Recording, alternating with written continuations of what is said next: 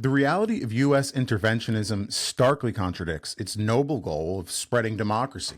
Instead of bringing better lives and prosperity to those we aim to rescue, our nation's actions, especially the secret ones, have often done more harm than good. These activities have not only failed to spread democracy, but have actively undermined it, revealing a troubling gap between what we say and what we do. Today, Mike and I are going to debate the successes and failures of the Cold War, how it led to the formation of NATO, and the implications that the lessons we learned may have on current-day politics. But before we get started, and in order to make this more of a debate rather than a history lesson, I want to share my central philosophy on this period of history, and maybe this can help frame the conversation in terms of what we consider to be successes and failures. Of course, the spread of democracy and the looming threat of communism was the impetus for the arms race that ensued between the US and the Soviets, and this is generally considered the Cold War. But during that time, which some consider to be as much as 50 years, so much went on, more so than just a cold buildup of nuclear weapons. In fact, there were multiple armed conflicts, even a few full-fledged wars, like the Korean War, Vietnam, and the Soviet-Afghan War, all considered to be parts of the whole that make up the Cold War. So here I am giving you a history lesson like I said I wouldn't, but why do I say all this? From the period following World War II until the fall of the Soviet Union in 1991, the United States had a laser-focused mission: destroy communism in order to uplift democracy. After all, democracy is strong and communism is weak, destined to fail, right? So why was the United States so concerned with thwarting the spread of this failed ideology if they're so sure that it would ultimately fail? Why jeopardize American lives, resources, and foreign relationships in an effort to destabilize other countries 7,000 miles away? Frankly, it's baffling.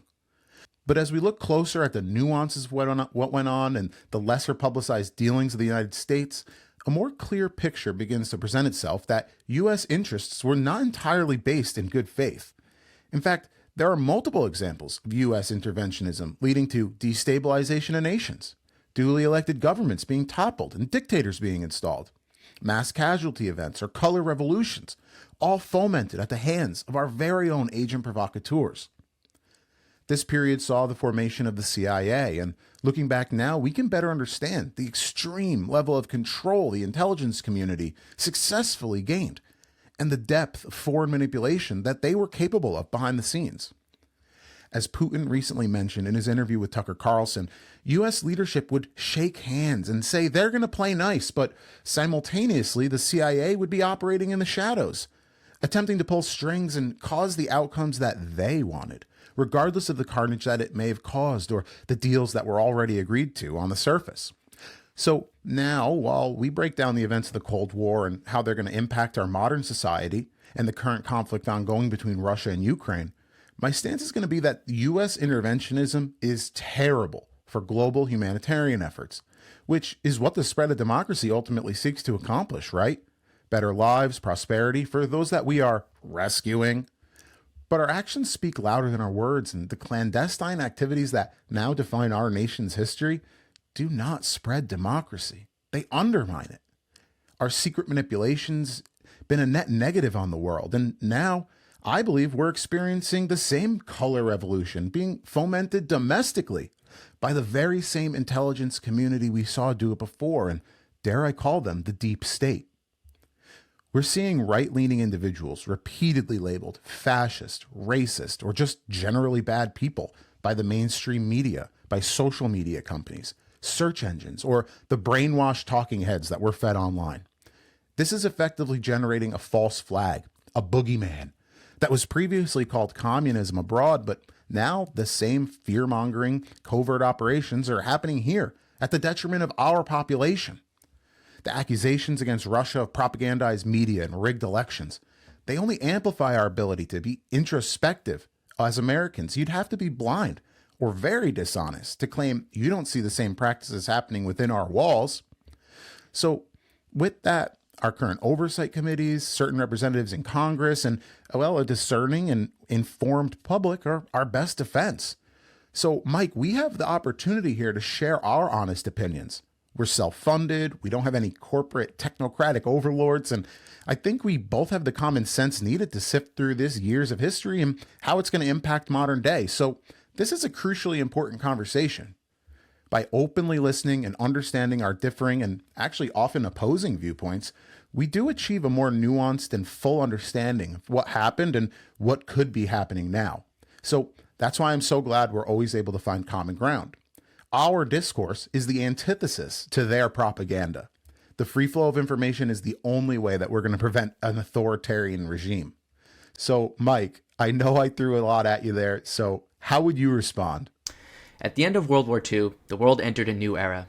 Having just fought the second global conflict that directly stemmed from the previous World War, but only one generation prior, the world was on the precipice of redefining the trajectory of international foreign policy. Rather than the First World War being the war to end all wars as it was known, the failures to learn the lessons of the previous generation doomed the following to repeat their mistakes. But humanity had been given another opportunity to rebuild the world by learning from those errors the second time around. It was nationalistic fervor, weak leadership, and a failure to protect the sovereignty of nation-states that created the conditions for the Second World War, with the contemporary technological advancements of the time only enhancing our most destructive human qualities. Emerging from the ruins of the Second World War, international agreements were signed that would change the entire course of human history, endeavoring to promote international cooperation, peace, and security through the newly formed United Nations experiment. The ensuing Cold War, while highly contentious, was far more limited in scope than the prior world wars. The world has never been safer to be alive because of Western liberal democratic values, but a great many challenges face Western civilization and humanity as a whole ahead. Over the last 7 years, the chief competing philosophies vying for the position of preeminent superpower have been liberal democracy and authoritarianism. The defining success of Western civilization is our ability to audit our leaders and respected power-sharing agreements, however long and gradual the arc of history may seem at times. Where the Chinese Constitution demands loyalty and defines any party activity other than the CCP as seditious, we have a bicameral legislature and our Pledge of Allegiance is voluntary. Where Russian authorities silenced public protest and had no exchange of power for the last 24 years, America has elected a neoconservative Texas governor, a centrist junior senator, a populist outsider with no former office holdings, and an establishment relic. In that same period, we held a bipartisan 9/11 commission that found the U.S. government and the intelligence community to have completely failed, in many cases rising to almost criminal incompetence, where Putin's officials have been recorded sedating a grieving mother on TV, calling out the corruption for the 2000 Kursk submarine sinking and how it was handled. The West has had successful interventions, missteps, and outright failures. The Cold War demonstrated, however, which system of governance was more robust to corruption and afforded greater economic mobility and promoted civil liberties. America is not perfect, nor is this introduction demanding loyalty to the institutions in our country that desperately need reform, but this is a rallying cry for unity. When leading authoritarian communist governments fell, America's ideological enemies adopted new strategies, ironically adopting capital and market-based reforms, but riddled with state enterprise cronyism, just another oligarchy of a different spade. They also recognized the power of ideas and how democracy and empathy can be weaponized against the West itself. This is why they maintain tight controls over the flow of information, and in the West, it flows so freely. For it is this fact that it can flow so freely that we have information overload at times. This is by design. Surely there are many domestic interests that are trying to manipulate your influence, but the far greater risk is the much greater number of foreign state actors that flood our elections with dark money, generate incendiary online discussions, create divisive media, and influence citizens of the West to challenge the institution of their countries, but in the most deconstructive manner possible. They are using our democracy in attempts to break our democracy. They wish for our citizenry to see the other political parties not as loyal opposition, but as the enemy. Our democracies also only function when brilliant, pragmatic minds are at the helm, and this has been a commodity in short supply for too long. NATO and the UN have become more important than ever, and that's what I will lay out in my following. I lay out the strategic decisions of why the US acted, where, and when it did to the best of my ability. I will take care to inject as much nuance into the subject matter as possible, while diametrically trying to keep it understandable. I will argue that Western democracies need to be challenged, discussing our successes and our failures, as well as the need for recalibration of our foreign policy throughout this show. But I will also argue that the other global actors on the stage understand we operate in a zero-sum world and rarely have ever acted in good faith as well. Where the West has tried to fight on the battlefield of ideas, the East has chosen to arm separatist movements or even commit their national military to destabilizing nations that have democratically chosen to align themselves away from the East. They are seizing power on any and every vacuum from where the West would recede, and it demonstrates the importance of our mission to support liberal democracy evermore. Thanks, Mike. So if we start at maybe the beginning, we're going all the way back to World War II. In fact, some might tell us to go back as far as World War I or sooner, as Putin went all the way back to Kievan Rus in the 1800s. But where I think we should start today is on the formation of NATO, which happened in 1949 and was a result of the Soviet aggression that was coming into Germany at that time. And you mentioned in your monologue and opening statements there that you feel that the world is safest now and that NATO was a collective good.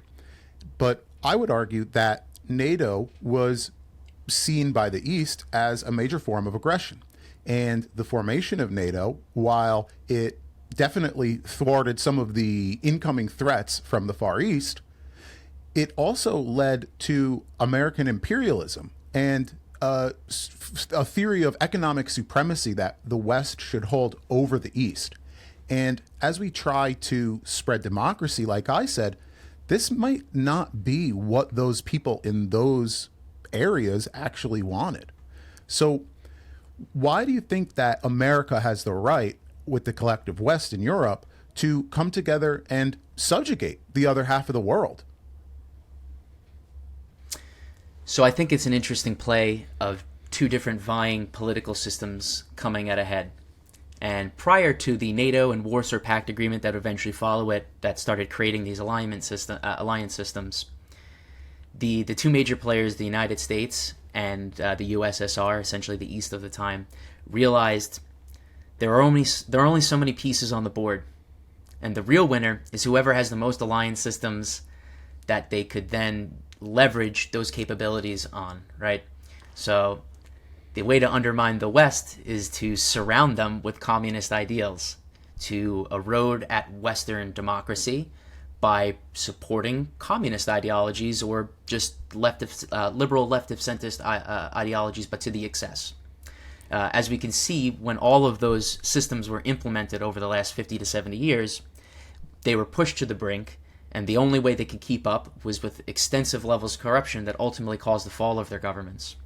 I would say that through this competition, while at severe cost to the many citizens and the people who lived in these ancillary nations at the time, when you look at the grander arc of human history, I think a really important competition is still at play here, but it is for the economic freedoms that we hold so dear that you will not find in these other countries.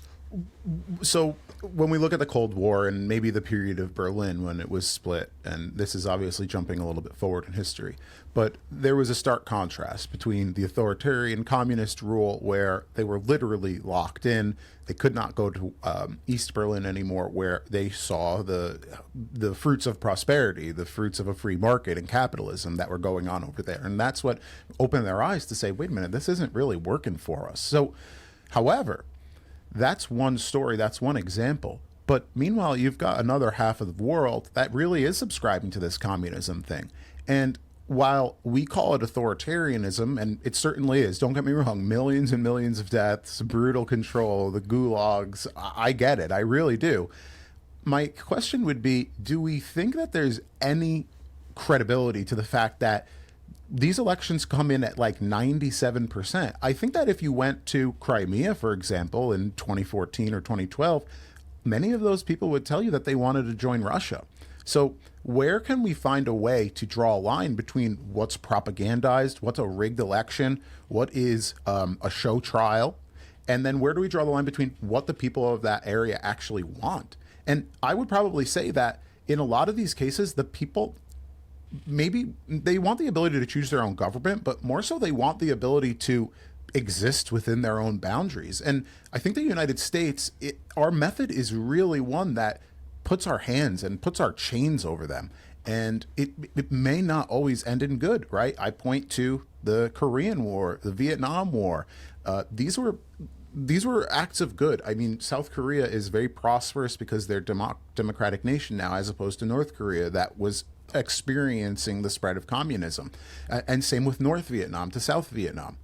But at the same token, the amount of carnage that went on likely would have been avoided, in my opinion. And you look back at a war like Vietnam, and even more recently at the Afghanistan war in Iraq, these were decades and decades of conflict that resulted in tens and hundreds of thousands of deaths and trillions of dollars adjusted for inflation. I think it was over $1 trillion that we spent in Vietnam.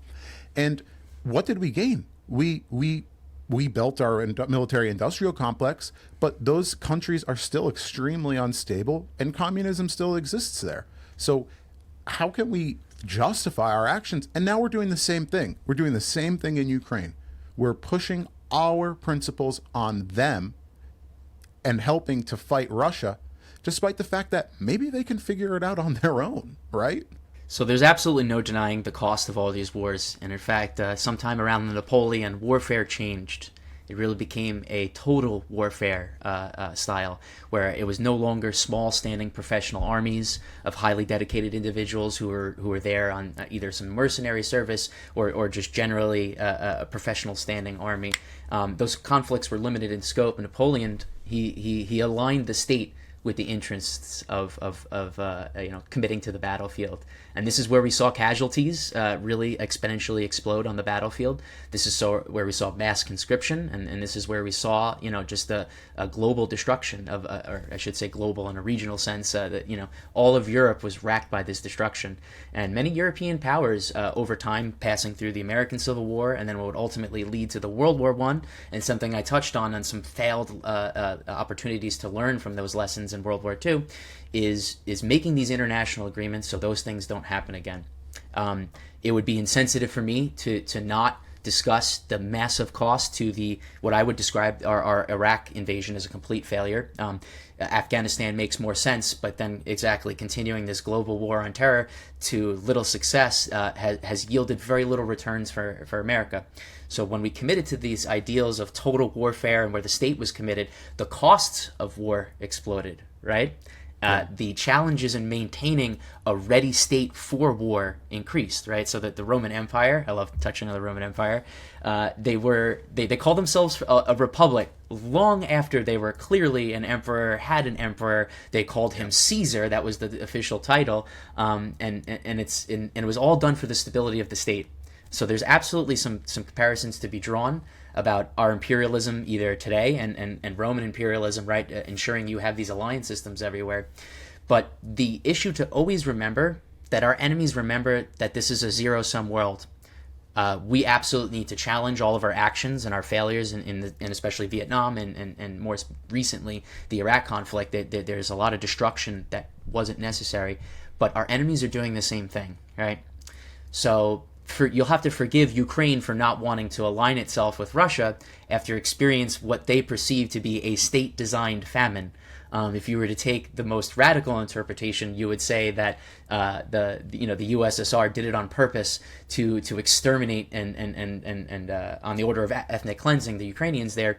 But estimates range anywhere between 2.5 million on the most conservative side to upwards of 10 million people died from either disease, starvation, and things that related to that the famine that was created through poor state management, right? So these were problems that they were state policies directed from down, and the people felt those failures in the same way you and I feel failures today in some politician in an office, and we want to kick them out of office. But it's very easy to correlate the 10 million deaths for those Ukrainians. So for them and the many other countries who suffered under the Warsaw Pact alliance system, again, you'll have to forgive them to want to try Western ideals. And sometimes it comes at great cost, which we're seeing in Ukraine play out right now.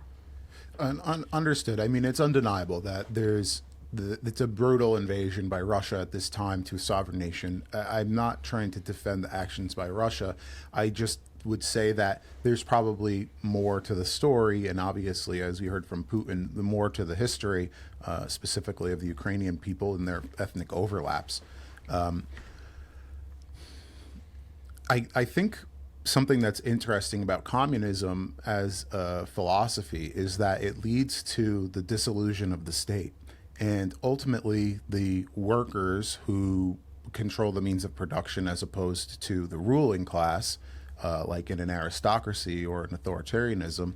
What happens is the state ultimately will go away, and democratic principles, in a way, are what rises to the top in this kind of utopian ideal of communism. And when I kind of think of this, it's interesting because as a modern day conservative, what I always think is we need less centralized power and more power to the local communities. And in a way, it's interesting that communism and liberalism has always been aligned. But when we look at what's happening today, liberalism seems to me to be trying to grow its bureaucracy and expand the power of the central government and expand what people can or cannot do, whether or not they need to get a shot, whether or not they can go marry who they can or abort a baby if they so choose. So what I fear is ultimately happening is that the bureaucracy is growing so large with these liberal principles is that eventually, and this is actually what Marx taught as late stage capitalism, is every person will ultimately work for the state pretty soon. It's already the largest employer. So what we are doing is heading towards communism. And that's why we need to reduce the size of the federal government, which is a communist principle. But we're doing it in a way where we're slowly growing like an amoeba to expand and eat up our whole population until we're working and paying the state. So it's interesting that we call ourselves a democracy. We fight for democracy. We destabilize nations for democracy. We go and we get a vote. We only get one vote every 4 years. And we spend that vote very carefully to determine our leadership. But then that leadership takes their term and then they do as they please because there's very little check on once they're in office. It takes quite a majority to remove them. So my fear is that as we're ever expanding, ever growing, we are getting closer to what we fear the most, but we're doing it in a different way. There's no doubt that the strongest and most wealthy experts in their fields and the people that have manipulated capitalism to their own benefit, they're the ones that are pulling the strings now. And I see the writing on the wall, right? We're not necessarily getting what we want as a population, as a citizenry. We're getting told what we want. And that's the same thing that's been happening for generations abroad. And it's happening here. So I'm very wary of big government. I'm very wary of the intelligence communities. We don't see what they're doing, and they sometimes go exactly against what our government says on its face. So I guess, how would you respond? Do you see liberalism in this country as a foot in the door to communism? Or would you argue that we're still going down this road of democracy, and of course we challenge and have troubles, and we challenge ourselves, but ultimately the goal is going to look differently than what I kind of just described. So how would you say that? Yeah, so again, touched on some very heavy topics, and what I've really enjoyed about this research cycle preparing for this is how you and I have gone full circle several times around ideologies. You know, as a conservative, I started supporting communism for a period. Like, hey, this Maoism doesn't sound so bad. Sure, and as a liberal, I'm recommending you Victor Davis Hanson, Carnage and Culture. You know, like a very conservative leaning interpretation of history. But yeah, so it's been very fascinating. I think you're tickling some of my liberal sensibilities, so I'm gonna have to agree with you, and that's why I enjoy the show so much. Is we're always seeking to find common ground, right? So in all the money that's been spent in Ukraine, we could have subsidized healthcare, we could have provided tuition-free community college. All of these things, you know, we know would directly improve the lives of Americans around there when you have those less of the burdens that create an equity of opportunity to perform in there. But Nietzsche did say that the longer you stare into the abyss stares back into you. That's why we're facing these certain challenges. I would argue you need a bureaucratic structure because this is what gives you the institutional experience from, you know, presidency and administration, and when senators and representatives leave office, you have a whole a dearth of career individuals. But at the same time, this also can promote incumbency and decrease meritocracy because, as we talked in our last show, the system no longer filters for pragmatic leaders. It filters for who can get elected, and now we figured out that it really can just be money and external interests other than you and I going to the voting booth every day. But some challenges I will say is that yes, you know, the military-industrial complex and a lot of the freedoms that we love to, you know, say that we proudly enjoy, there's manipulation in our media. There's absolutely times where the government is not giving us the full story. We're not getting the full story of what's going on in Ukraine right now. to really hammer down actually on Ukraine and discuss kind of my evolution of thought on that is, and to this day, I still believe it's incredibly important to respect and preserve the sovereignty of nation states. Things like the lack of respecting the sovereignty of Spain created a battleground for which Hitler could train his military and better prepare for World War II. I would hate to see Ukraine now become a training ground for future conflicts. But at the same time, we have to look at some serious numbers here. Anywhere between $100 to $200 billion, via discretionary and actual specifically allocated funding, right? That's a lot of fucking money. We're way on course to add like another 5% to our debt, which is, I looked the other day, it's at $34 trillion. Yep. So in the next few years, we're just going to tack a significant amount on that, and our government expenditures are going to become increasingly focused on just paying interest, which, as anyone of fiscal responsibility understands, you want to be investing towards the future, not paying back everything that you owe. There's a numbers game that there's not going to be enough men in Ukraine in the next 2 to 3 years, right? I want to preserve the sovereignty of Ukraine, but if there's no Ukrainians left, what is there to preserve? So do we then, as a nation, start reassessing and recalibrating our foreign policy? Perhaps it is time to talk about concessionary agreements that preserve the lives of Ukrainians and Russians. I just would like to always demonstrate Russia's commitment. It's something like 60,000 Ukrainians have died on the battlefield. Russia has committed up to 300,000 that have died on the battlefield. So it shows how much more they're willing to spend lives, where something like Vietnam, where 50 to 60,000 Americans die, is enough for us to say the value of life is too much and these causes aren't worth it, and we recalibrate our strategy. The East does not do such things. I recently watched an interview, and the gentleman explained that the population of Russia is facing this crisis where they actually won't exist much longer unless they do forcibly grow and assume more population. So it's a shrinking economy, a shrinking population, and that's one of the motivating factors of why they were forced to invade.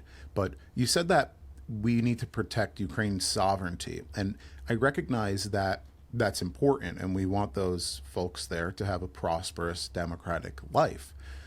My issue with it is that they're not on their own accord able to do that. They are weaker than potentially Russia on their own without all of the funding by the other Western states. And by the way of the world, right? It's you always tell your kids when they're growing up, hey, that's the way the world works. It's not fair. But the United States interests are now openly stated as weakening Russia's army. So not only are we protecting the Ukrainian interests, which, again, they weren't necessarily strong enough to do it on their own. Do they have the right to accept money and protect themselves that way? But we're openly stating that we're weakening Putin's army, and that's our goal. So to me, it's yet again another escalatory tactic that is telling the Soviets to protect themselves, hunker down even harder. NATO's expanding. We told you we wouldn't, and it is. We said we wouldn't go to the Baltics, and we did. We said we wouldn't go into the border of Poland and Ukraine, and we did. So what do we expect the other side to do? This is very similar, I think, to what I think we need to work towards is something that happened during the Cuban Missile Crisis. And it was also practiced under Nixon, and it was the policy of détente, which is de-escalation. We are escalating actively by sending money and weaponry. And I'm pretty sure I just saw today we are officially going to be sending F-16s to Ukraine so they can go drop bombs on Russia with fighter jets. And what we're doing is we're escalating. The practice of détente is about agreeing to de-escalate. You can have different ideologies. You can practice the government that you so choose in your country, but we're going to de-escalate because we know that there's mutually assured destruction if we don't. So when Kennedy put up a blockade and said there's no more ships coming in to Cuba unless we verify the contents of those ships, the Soviets tried to say that that was an escalation. And we said it's not. We're protecting our own interests and we're trying to work together. And ultimately, it happened that they took their weapons out of Cuba and they went back and retreated to the Soviet Union. So there was no loss of life, there was no carnage. And this happened because we were able to restore diplomacy. And right now, diplomacy is lacking. And I'm going to wave my hand and be the first to say, I believe diplomacy is lacking because of weak leadership. Donald Trump ended the Korean War, which is a major part of the Cold War that we're talking about today. It didn't stop until 2018. So I find it very challenging to think that what we're doing right now is the morally right thing, the morally good thing. I think if we sent a committee of diplomats to go negotiate this, and actually people in the Mideast are trying to make that happen, I don't think the Americans are letting that happen. And I think that's intentional. So how would you respond? So as I'm doing a large breadth of research for this, which does include YouTube, there's tons of great documentaries out there, and moving forward we try to integrate more of the content into our shows, as well as showing our audience where we're synthesizing our ideas from, and showing that we actually stand on the shoulders of giants when we put together these shows. So I found a very interesting comment in a YouTube section about someone from Ukraine, and I thought their perspective was interesting, so I'm going to take the opportunity to read that now. Speaking as a citizen of one of those countries that were allowed to join NATO after 1991, I'm sorry, so let me correct the record. He wasn't from Ukraine, but he's from the Warsaw Pact countries. I am sure glad we managed to join. My country directly borders Ukraine. If we weren't in NATO right now, I'd be packing my suitcases and trying to figure out how to immigrate to the UK or Germany. People who talk about Putin's side and whether the West side broke its promise to Russia tend to forget that there's a third side. Our side. They talk about us like we're a piece of territory to be assigned to either the East or West. We're not just territory, we're people. And we made a choice. NATO didn't expand to include the former Warsaw Pact countries. We asked to join, and we were accepted. So I think like an important note here is I never will say that the U.S.'s hands are clean. There's plenty of blood on our hands. In fact, the Cuban Missile Crisis stems directly from the failed Bay of Pigs invasion, which I would argue was a gross escalation of tensions and conflict, where we supported separatists, as I will criticize before, during, and after this statement of what Russia does, but we tried to arm separatists and force a more Republican or a Western-aligned government system to overthrow the communist government over there, and the idea that Cuba was too close to American shores to be strategically aligned with our enemy like that. I will say that the solution of the Cuban Missile Crisis did represent powerful leadership.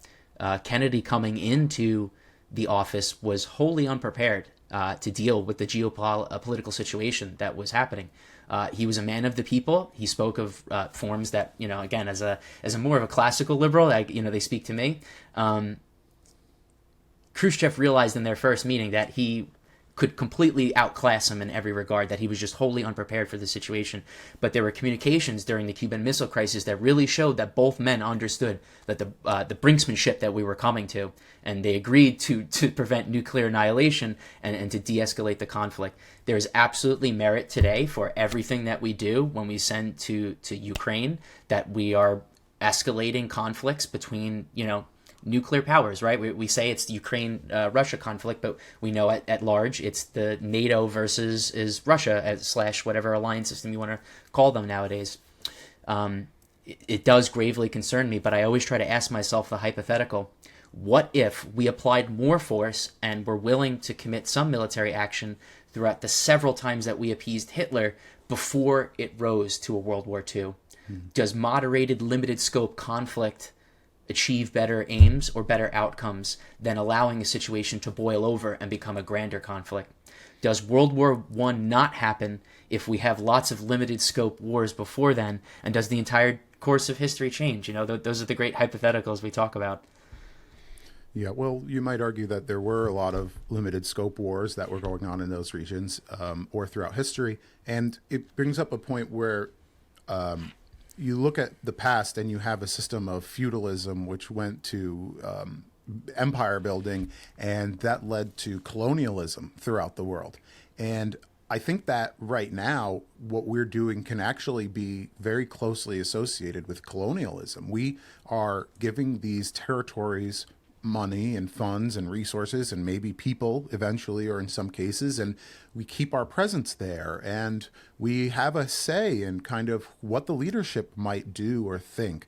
And we are putting them in debt, right? It almost became that after World War II, the British took, I think, 60 or 70 years to pay off their hundreds of millions of dollars of debt to the United States. It only happened in the year 2000.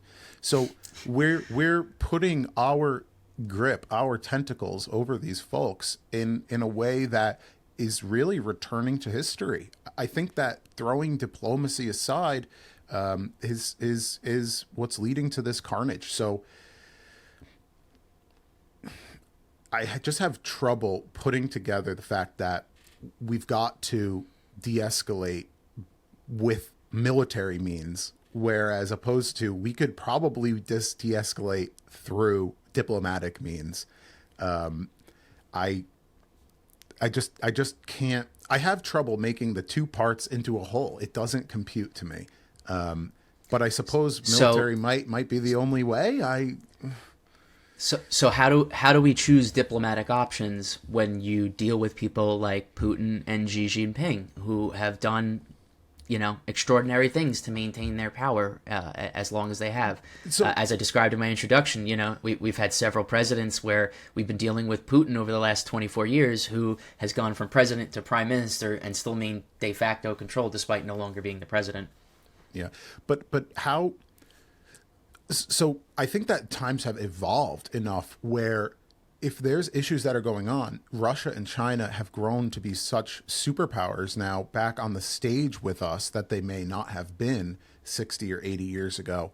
The fact that they are so large now and they're grappling with their own internal issues and solving those issues in many cases, I think, at least in China, maybe is a better example than Russia right now.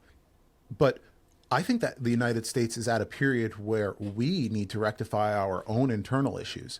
And in the past, when it may have been very important to end the brutality and spread democracy because communism was looming literally in half of the world, well, it's simply not the case anymore.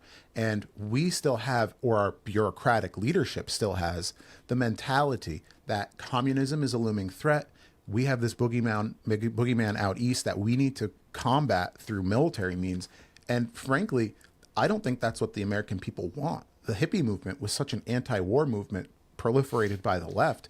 But now you have the right, I think, primarily saying, hey, what are we doing? We're destabilizing nations. We're spending trillions of dollars. We need to spend that money within our own walls to help our own people that are struggling. And that is, I could not agree more with that. And not only that we need to reinvest here and stop investing abroad, but we need to then dismantle those same systems that I described, the intelligence systems that are spinning what we think. And the next thing that I'd like to talk about is the fact that I believe that we're doing it.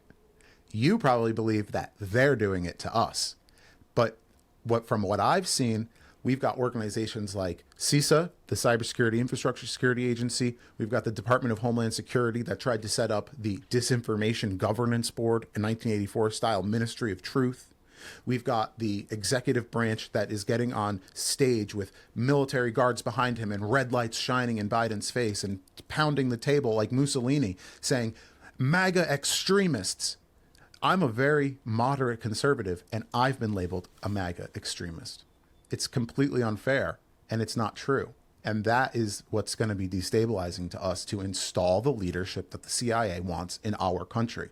So when you tell me, and you're about to tell me, that Russia is interfering with our elections or China is fomenting discourse and negative discourse between our denizenry, I just don't think it's the case. When you look at let me let you go, and then I'm going to comment on it, because I have the statistics as well to say it's just not happening. Sure. I will agree with you that I blame a lot of our problems on the American people. I think the resulting situation in a lot of our politics is apathy, and I don't blame people, because just preparing for this one singular topic of the show, which I know I barely scratched the surface for, it's, as we discussed, we're each doing almost 20, 30 hours just for this one show of reading material, and we almost still know nothing. So how can I expect the average American every day to be perfectly informed about these grandiose geopolitical situations while also tackling the domestic issues that we have at hand. There's no disagreement that we need to be able to walk and chew bubblegum at the same time. While we focus our limited attention spans elsewhere on a geopolitical stage, we have all these issues that keep fomenting domestically. I will be the first one to tell you also that I find many issues with the neo-progressive movement, whatever you want to label the farther left end of my party. They can't have a discourse like you and I are having today. That is a fundamental problem in this country. And, I always argue that it's not just left. I mean, we see as much of a disinformation campaign on the right. And I say that it becomes dangerous because then there's external influences that pull both levers.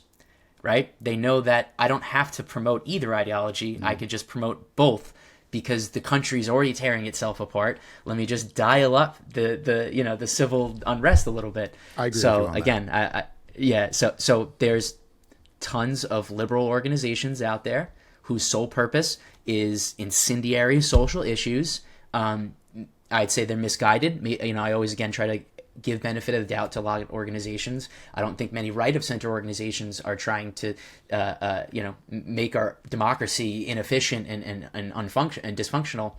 But it's always these unintended consequences. Us liberals have thrown God knows how many dollars at homelessness, and we have to owe up that for 20, 30 years. There's been very little improvement in homelessness, and arguably it's only getting worse. So I always like to remind you that we have Occupy Wall Street movements where I don't see as much of that in Russia, or at least they don't broadcast those things. The Hong Kong protests and the Tiananmen Square footage and videos are so incredible to us because there's so little other like that comes out of China. So, well, those were protests against authoritarian regimes. Correct. Right. So this is the thing is now, how do we change? How do we find diplomatic options with people who don't choose diplomacy, i.e. Putin and Xi Jinping? We try to fight on a battlefield of ideas. So this looks like George Soros donating $50 million to the country of Georgia for NGOs and various other political think tanks to teach them democracy and create what is a Western style government. That's how we try to fight on the battlefield of ideas. And it seems like we're manipulating the people in the elections. But as I said before, there's always this third side. Many of those people in Georgia don't want to be part of a Russia because how they fared under the Warsaw Pact and how, just as America has, we abuse and abuse our alliance systems, right? They're just pawns in the grander scheme of things. So again, I'd always just argue that as we try to use more diplomatic options like funding NGOs to teach them democracy, Putin will then arm separatist groups, as we have done in the past, to destabilize the entire region because absolutely it is a direct threat to their strategic interests. And I just frame it always as, where would you prefer to live, under a corrupt but inefficient, American republic, or would you prefer to live under an even more corrupt and authoritarian regime in China and Russia? But I will let you dive into the deep data. I actually am very interested to hear about the manipulation that goes on and poisons our ability to have this kind of discourse.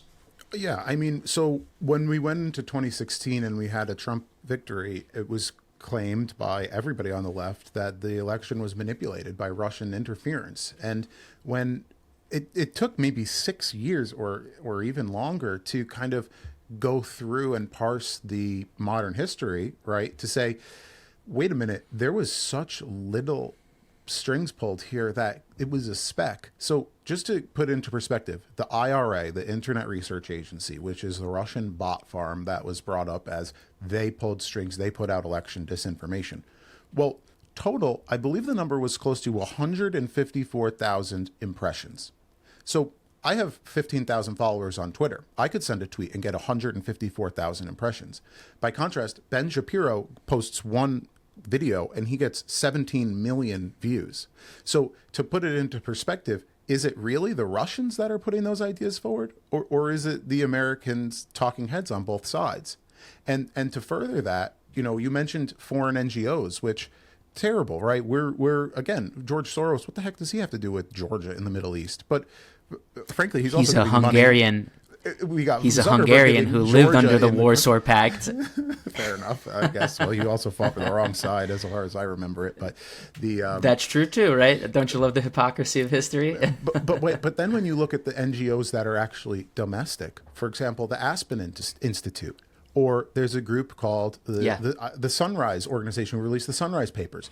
These are published, documented instances of non-government organizations putting forward plans to overthrow a democratic election. And how can we ensure that this isn't going to happen by doing things and working within the loopholes of our own system? Now, do people on the right do it? I don't think as much than as has been published on the left. I think that the left has phrased this as some sort of existential threat to democracy, that Trump, an outsider, can get in here. They're framing him as some sort of megalomaniac that will become authoritarian or fascist. And truth be told, it's the people that are trying to protect democracy the most that work to subvert it the hardest. They came forward with the plan to. It was our own intelligence communities that came to Facebook and Twitter at the time and said, prepare for a hack and dump operation. The FBI was the ones who told them that, yet meanwhile they were aware that the Hunter Biden laptop was legitimate. And they went and said, this is going to come out. It's likely going to be disinformation. But it wasn't. And that is the stuff that's going on, that we do it over there and we do it here. We need more transparency in our government. We need less bureaucracy in our government. And it's totally the antithesis of the liberal principles. So to say that we have these humanitarian efforts, I get it. I do. I just think that the same way that we can question what's happening here, we are forced to have to question the narrative over there. And we talked about it 2 weeks ago when we said that Putin interview with Tucker. Everyone wanted to silence that. Nobody on the media wanted us to listen to what he had to say. And hey, we both agreed we don't really trust much of what he had to say. But ultimately, that interview and his speech came to be part of recorded history. And it's so important because it allows you to look back and apply those principles in 2050 or 2090 when we look back on this. So there's so much going on inside our walls. That's my ultimate argument. Focus on the homeland today, tomorrow, this year in this presidency. Focus on domestic issues in 10 years, or on foreign issues in 10 years from now, when maybe there's 1 million deaths, 5 million deaths. I don't think 300,000 deaths, frankly, is enough to cause 10 million deaths of fentanyl in this country this year, or to cause the hundreds of thousands of people that are fighting for their freedom in the judicial system that's failed them. You know, there's so many tie-overs here between what we do to them and what they do to us that we need to turn the camera in. We cannot keep turning the camera out. That period in history is past.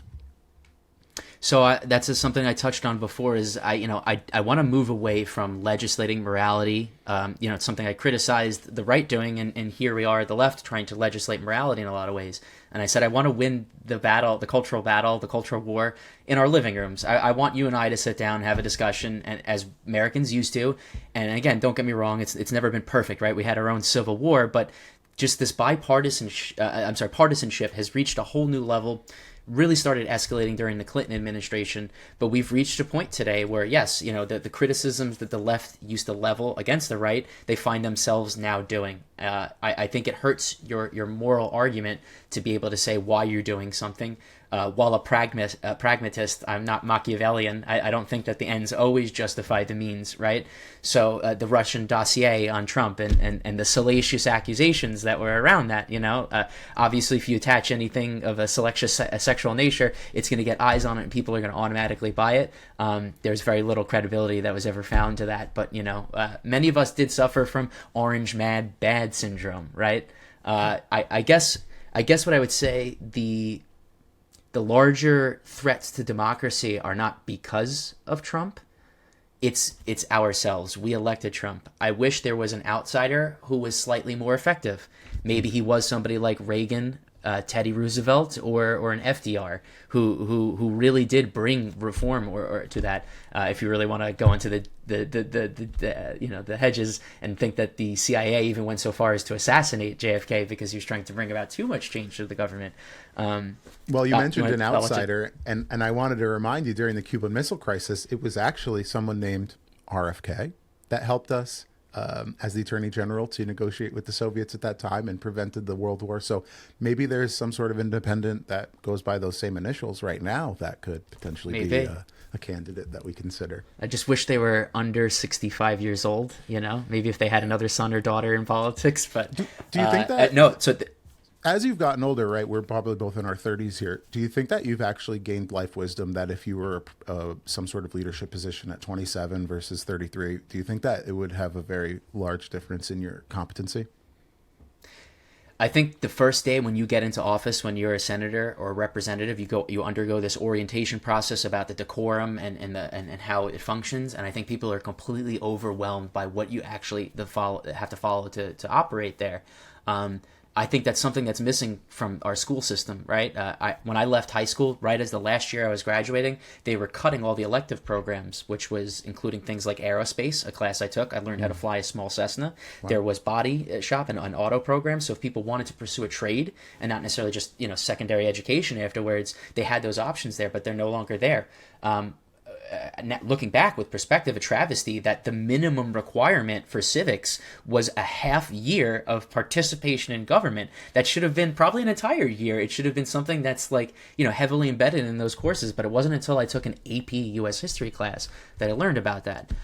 Could you say that this is a grander system of a liberal trying to cover up, and manipulate people? No, I would say that liberals spent way too fucking much money on education. Everything was about the numbers. That's why we had so much testing when we were growing up. And we found out that, just like any other research, it suffers from internal validity. So you design too perfect of an experiment that the information that you can derive from it is not applicable to the general world. So this very refined testing capabilities weren't really showing your performance in post-education world, right? So the SAT, called the scholarly aptitude test, we found out really indicated no one's scholarly aptitude whatsoever, right? So it's these you're talking to someone that's very proud of their SAT score, by the way, so you tread carefully here. And I'm talking as someone with a chip on my shoulder because I had such a bad SAT score because I didn't want to do my homework and study for it. That's right. So that's probably where my biases are coming from.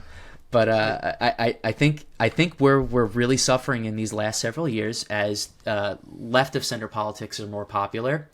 We're not auditing our leaders anymore. We're not auditing ourselves anymore. We're not holding to account. And it's maddening to watch people like Joe Biden just kind of, coast to the primary without really any kind of opposition at the very least to test his mettle.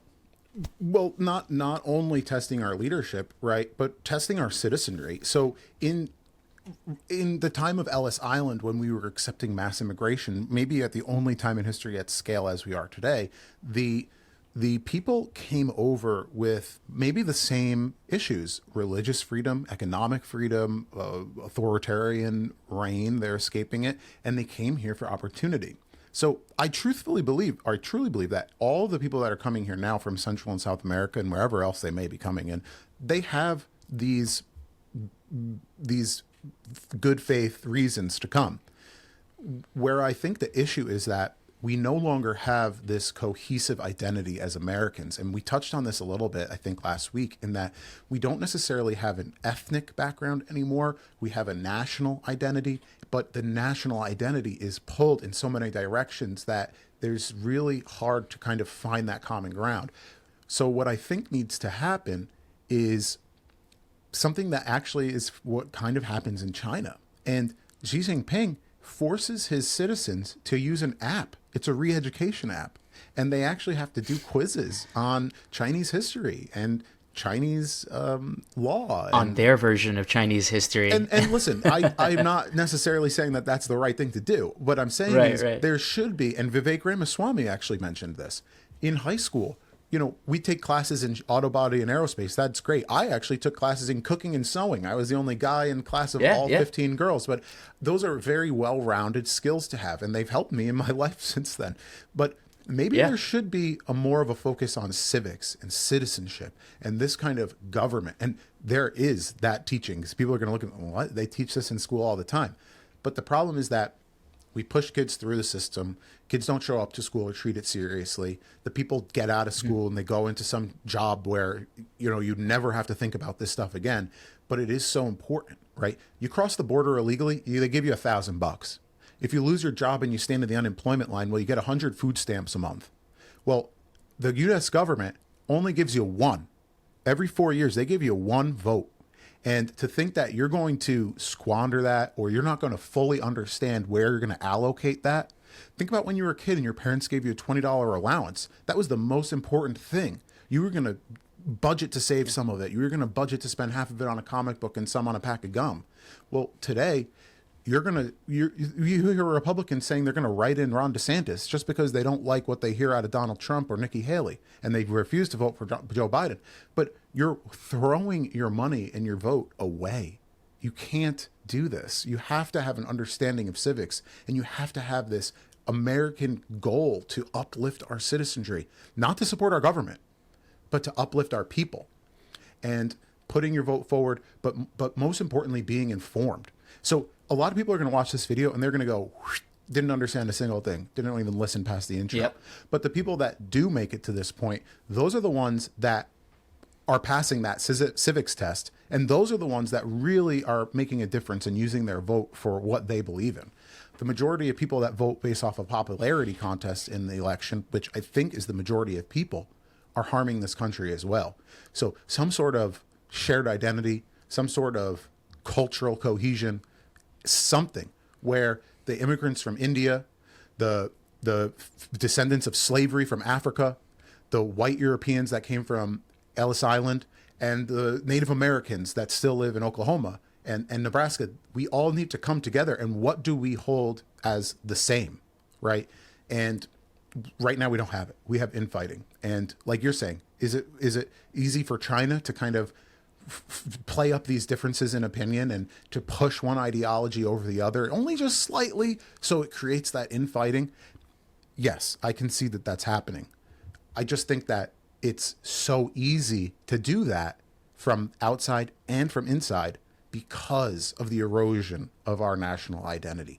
And that's something that is heavy in Russia, China, Iran, North Korea. It's terrible, right? And they're told what to think. But at least at the end of the day, they have that cohesion. And that's why we're so afraid of them. Why don't we use our cohesion instead of our military might to make them afraid of us? And that's maybe what I'm kind of getting at with this. So I like how we've moved from trying to get into the Warsaw Pact in 1950 and quickly brush past into these very heavy topics. But I really enjoy where the conversation's kind of going. I mean, it's just the natural evolution of it. I think that there's absolutely a lack of a unified vision and identity for this country. It's something I felt over a long time. And it's why I encourage people, especially left of center, but also right of center, is to read the good works. Don't read everything, and it's very hard to figure out what that is based on whose recommendation is what's quality work. But as I cited a couple times before, is the Victor Davis Hanson book Carnage and Culture has heavily influenced my opinions. And while I'm still firmly left of center, it is narrowly on this concept that there may seem like there's unity in those other countries is because they let out no images of disunity. There is no choice for disunity, so anytime there is disunity, it's quashed immediately. And we in the West are embarking on the greatest experiment in human history, where we give people a choice and see if they want to do the right thing given all of the potential that they have. So it's kind of like Rumspringa, right? We're sent. I don't know if anyone else is familiar with that term, Yep. but that's it's you're given a chance before you you return to a very rural domestic lifestyle where you get to go out as a kid and then experience the world, and then most often people choose to go back to that very simplistic, honest religious lifestyle. The liberal excesses of the last 50 years are greatly challenging our system. And when I say liberal excesses, it's liberal politics, and I don't mean liberalism in the progressive sense. And I mean that we've let super PACs and PACs kind of dictate our entire elections, and you and I don't vote anymore. And when I say you and I mean that 34% of Americans participate in their vote. There is more than one vote every 4 years, right? There is a vote going on almost all the time, especially on the local level. And if we want to break up this hard dichotomy between the Republican and Democrat choice that doesn't really seem to actually give us a choice out there, we have to start breaking up on the local level and voting for pragmatic politicians. So the only person I've actually donated to in the last 8 years was a Republican candidate named Will Hurd. Oh. He was running for presidency, and the reason why I chose him is because he has a deep background of experience both in cybersecurity and many of the other challenges that are facing ourselves today, like intelligence community. He's a member of the CIA, so you could say he's an inside plant, but I would say he's somebody who worked across the aisles and tried to get legislation done, common sense legislation, where you and I talk about. He tried to find common ground with his colleagues and get things done. Yeah. Because the worst thing of not passing any legislation is getting nothing done, so the problems that are there just continue to get worse. I will always agree with you on that one, that pushing through legislation that actually solves problems is the goal of the government in that way, in its current setup. And anyone who can do that is a total power player. So I asked you before if from your 20s to your 30s, you feel that you'd become a better leader. And my answer is similar to yours, I think. Unequivocally, yes, I've gained wisdom as I've gotten older to now in my 30s. Where I think that it differs is that we're electing politicians that are some in their 40s, 50s, some in their 60s, 70s, but now also into their 80s. And as you get into the middle age or the late middle ages, you do definitely gain more wisdom. You gain more life experience. You gain more empathy. You gain more intelligence. No question. But I do think that there's a certain point where that type of thirst or hunger for self-growth and improvement stalls out. And sure, maybe that's my ignorance as a 30-something-year-old talking. But I believe that when you get to 50, 60, 70, it's not that you're trying to adopt the new ways of doing things. You're not trying to adjust your thinking to modern day. You're actually, someone like Joe Biden is just trying to acquiesce to the talking points that he's being told. Because just a couple of years ago, you could see him on the news saying a marriage is between a man and a woman, right? And now he would yell at you if you said the same thing.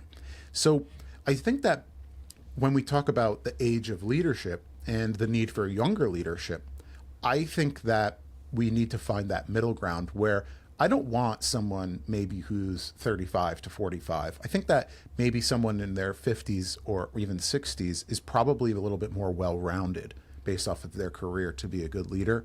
But I also think that being too young is a problem, but definitely being too old is a bigger problem. So I just wanted to add that in there. So yeah, I think we're trying to thread that political needle of finding that experience, but right before it becomes incumbency and they're no longer there on their merit, but just simply because of name recognition. Yeah. So I think that as we touched on a lot of history here, one of the last things that I wanted to bring up here, and I'm going to give you the opportunity to bring up whatever else you want in a sec. One of the things that I said was calling for a policy of détente or de-escalation. And I point to, at the Cold War specifically, the Berlin blockade that happened by the East Germans closing off West Germany to the French, British, and Americans that wanted to make that area prosperous again. And the Germans said, no, you can't bring in any of your prosperity or your consumerism or your capitalism because we don't want our people to see that.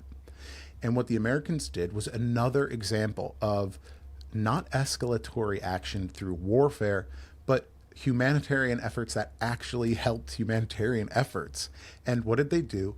Day and night. I think they flew over 200,000 flights to drop supplies regularly every hour. The Marshall Plan and the Victory Chocolate for the kids. Yep. So it's just yet again another example of the successes that we had, the good examples of things that we did versus the bad things that we did. And the question is, did we get pushed to those points? Did we get escalated to those points? Or were we the initial escalation? And I feel that way right now about the Ukraine-Russia situation. Like you said, the Baltic states and Poland, they're asking to join NATO.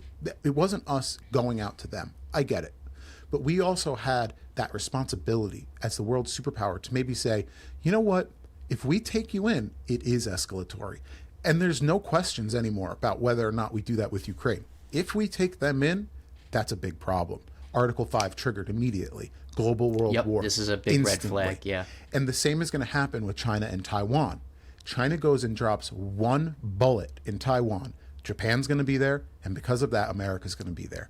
And this is where we stand on the precipice. And if we continue to give money, if we continue to give F-16s to drop bombs on St. Petersburg and Moscow, well, guess what? It's going to happen. It's going to happen this year if we keep doing this. So I see the writing on the wall. It scares the heck out of me. And, so when we talk about something like the Berlin airdrops, I mean, do you see the aid that we're giving to Ukraine in a similar fashion, or do you see it as I'm kind of characterizing it as more escalatory? Obviously, since the conflict has started, the humanitarian efforts have switched to more military arms and munitions to give to them. There's no doubt about that. But like I said before, where we've tried to fight on the battlefield of ideas by putting NGOs on the ground in Georgia and simply educating them on democracy and teaching them what Western governance looks like so they can run a party in their country. And if that's what the people chose is a democratic or Western style government option, they have that. In the same way that the U.S. has put arms into Ukraine, Russia has categorically done the same thing, in every sphere of influence that they've operated in. So again, it really comes down to how do we choose diplomatic solutions with somebody like Putin, who will say also that they want diplomacy, but will never yield until he has probably all of Ukraine. It's so important to the national identity and the platform that he's built up. Again, though, I can't stress enough that we're really coming to an opportunity where the West needs to recalibrate and understand the full consequences of what we're doing there. No one thought World War I was possible until it happened. And again, I don't want to butcher the timelines a little bit, but there was an Arctic explorer who left sometime in the beginning of the World War and First World War, and nothing like this on any scope or scale had happened before. And he had come back a few years later, being essentially isolated from all media at the time. Again, this is the turn of the 1900s. So he asked, what happened with the World War? Who won? What became of it? And he goes, the war's still going. They've all gone mad. And could you imagine the shock and horror of this person leaving, after the start of what is the most profound destructive conflict in human age? And the numbers are 50,000, sometimes people dying in a single day of conflict, is just completely unsustainable. Could you imagine this horror of coming back and hearing 3 years later, it's still going on. The same casualties are still happening. They're using chemical warfare now. The Axis, the Germans, they're being starved. They're having a turnip winter. These are the horrifying things that we all think is not possible because eventually smarter people will be at the helm of the ship. But as you and I are saying, is there are not smart people at the helm. We have an establishment candidate, American politics, who may go to the brink with Russia. They don't realize the importance that a concession and a bad peace is sometimes better than a good war. So again, there's no doubt about that. We have to look at the casualty count that's also going on in Israel and Palestine. These are conflicts, I would argue, because of issues we didn't solve before. Perhaps we didn't use enough force and create maybe a unified Israeli state or define boundaries between those two. And we just keep kicking these cans down the road. But we are now also coming to a point where the cost of intervention is so great. I don't know if there will be things left to save if we keep committing arms to these countries and stuff like that. So you brought up Israel, Palestine, which is very important because I also now see the contrast between the conflict that's going on there and the conflict that's going on in Ukraine. And when we compare the two, I do think that there's very stark differences in that maybe because it's not the USSR Russia boogeyman that's doing the aggression here, and that it's a terrorist organization of Hamas, that we see it a little bit differently in that maybe one is more manageable than the other or one is more relevant than the other. But what I don't see is us getting as involved in Israel as we are in Ukraine.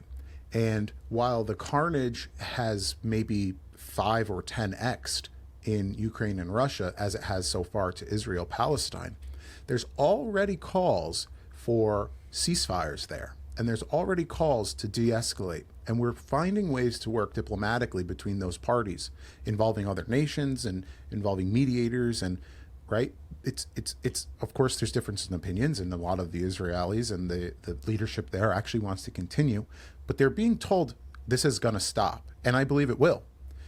Why isn't that same thing happening in Russia and Ukraine? Is it because both Russia and Ukraine don't want that? Or is it maybe because imperialist America and UK don't want that? And maybe because it's our stated outward goal. We need to weaken Putin's army. So with that, I think I would confidently say the United States is at war with Russia because it's our coffers that are being drained.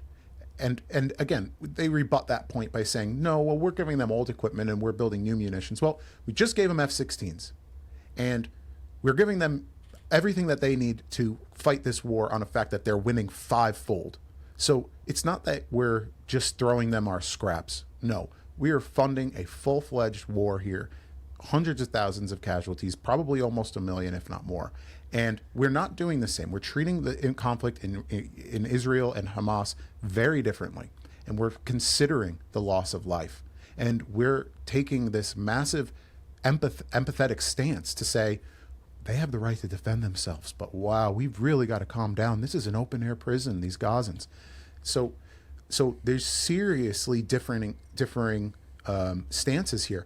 I mean, one's a nation state, Russia, and the other's a terrorist organization. And I think that we're treating the terrorist organization more humanely. So I really do. I think we're treating the terrorist organization more humanely. It's terrible. I find the hypocrisy in our current politics very interesting, and I think it really just lends itself to why it's so difficult to uniformly write off any U.S. intervention as good or bad, right? We could say that the Marshall Plan and the victory chocolate that was given to the kids, in the late 40s, as we were trying to bring supplies into Eastern Germany at the time. Yes, it was nonviolent, but at the same time, it undermined Russia, which eventually, for some other reasons, the USSR would go on to form the Warsaw Pact, right? All of these situations have so many actors and interests at play that it's never just this dichotomous tug of war where one side is victorious over the other. It's being pulled in a million different directions. This is why, on the face, intervention in Libya looked like a humanitarian intervention, and yet I would describe it as one of our more prominent contemporary failures in intervention. And guess who was also manipulating and arming separatist groups in there?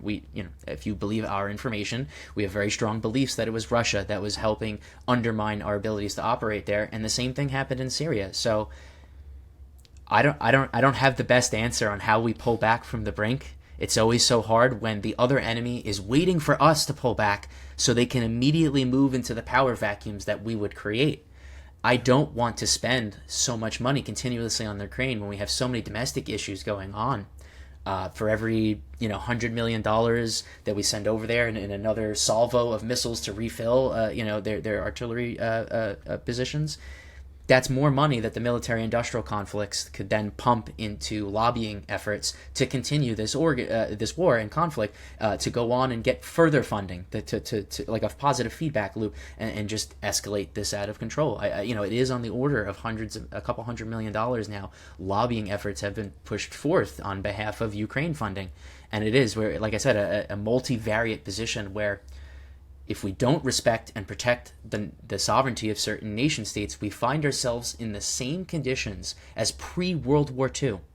I don't know if not conflict will de-escalate the situation, and it's kind of my belief that some action is necessary to deter Putin. If the cost is high enough, if during the Trump administration he had approved some more funding towards Ukraine, maybe they would not have further gone past the Crimea. Maybe they would have been satisfied with what they have attained so far. So these are the great hypotheticals we try to play, and I would always stress that you and I can have a show like this in this country, and we can have this discourse, and I could beg my liberal colleagues to really, reach across the aisle, open your ears, consume information from the other side, and what makes me, at least what I make classical liberalism a good thing, is that we've always challenged ourselves. We have to give ourselves the sanity checks, and we really do have to ask, a sanity check, what's going on in Ukraine, what's going on in Israel. I would conjecture that while the liberal arm of my party and my belief system is calling for a ceasefire, I think the U.S. is saying that we will, and then voting at the UN to do another, upholding grain shipments that's so critically important to the starving Palestinians on the ground, of which 50-60% of these casualties are children. We again, another classic case of Americans saying one thing and doing another. So, right. It's always important to challenge status quo and what we're doing.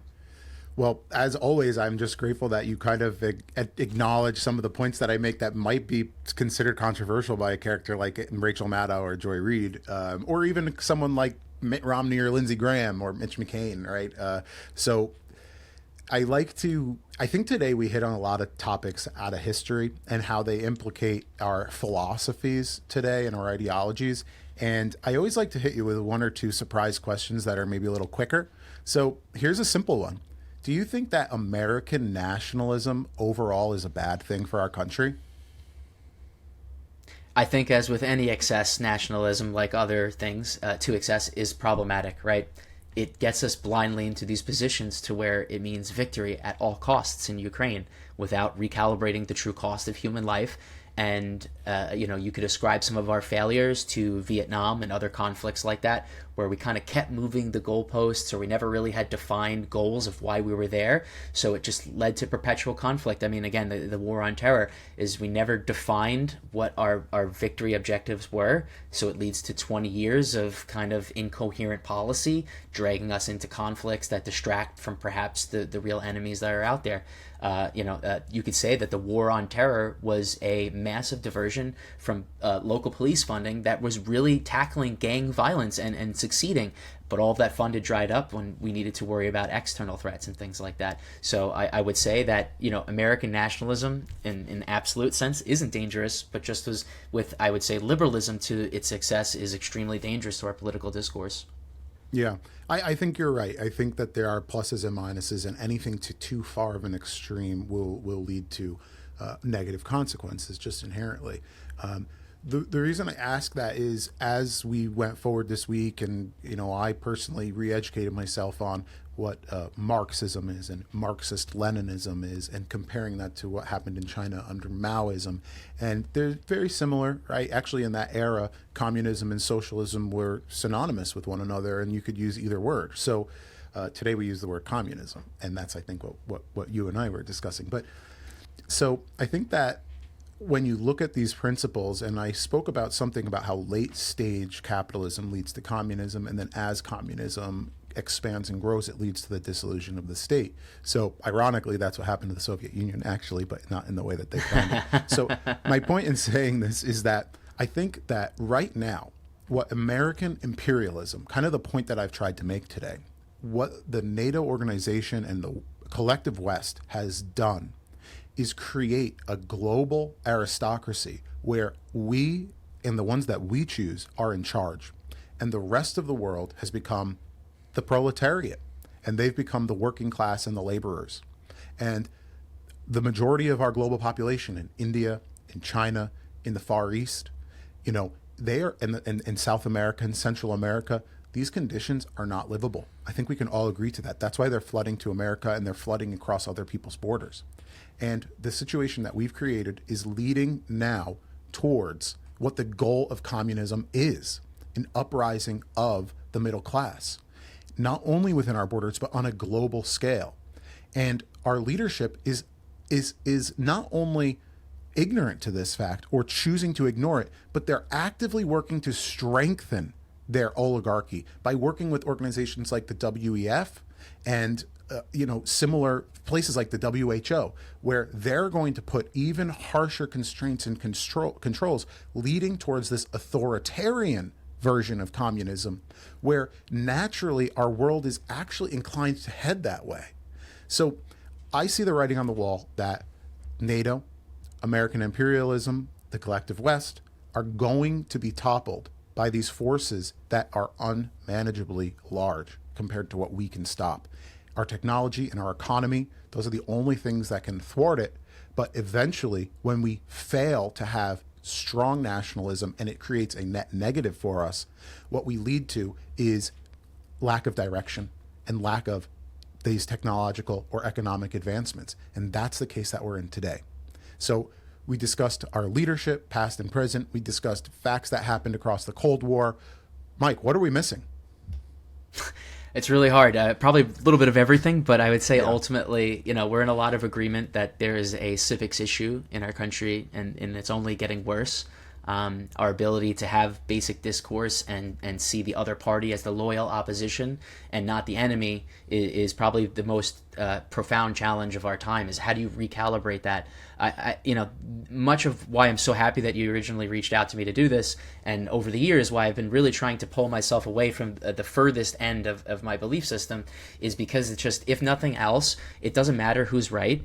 We have to learn to work together, and we have to let that kind of pragmatism succeed. So I don't need to win every legislative victory. We don't need to win every presidential victory, as long as at the end of the day we see this unified mission of kind of making America a better place for all. Oftentimes I would say in the last 10, 20 years, liberal policies, while well-intentioned, have kind of overstepped their bounds, because I always challenge people that I would never want to see someone at the right of center at the helm with such unchecked executive power in certain instances. The Obama administration, I believe, has lots of merits, but it was also a clear example of a concentration of executive power, a trend that's unfortunately continuing, mainly escalating since the war on terror. So these are all grand issues that we are facing today, where these large either super PACs or even governmental organizations themselves, like the CIA, DHS, etc. They're well-intentioned at times, but the career individuals there want to keep the status quo, and that's exactly what you described as prevents us from growing and being able to maintain the longest standing democracy in history of humanity. It's just, we have to adapt, evolve, and innovate, and there's certainly things that we're not doing that, and I mean it on the governance level, so again, it starts with things like Citizens United, people voting, and not just a presidential election, choosing pragmatic leaders. And I can assure you that the way forward for America is neither with Biden or Trump. That's just my personal feelings. That's fair. Listen, I have trouble debating you on that point. I support one of those candidates, but it's just de facto, right? I don't have necessarily that choice. So, and like I opened with, I think that our discourse, in addition to those things, it looks like Citizens United, our discourse is what is really bringing maybe people together and bringing these ideals less from the extremes, but more to the center, which is the unification that we need for our shared identity, as I was saying. And discourse is the antithesis of propaganda and authoritarianism. We're able to parse out the details and kind of find what the reality might be, or what the truth is.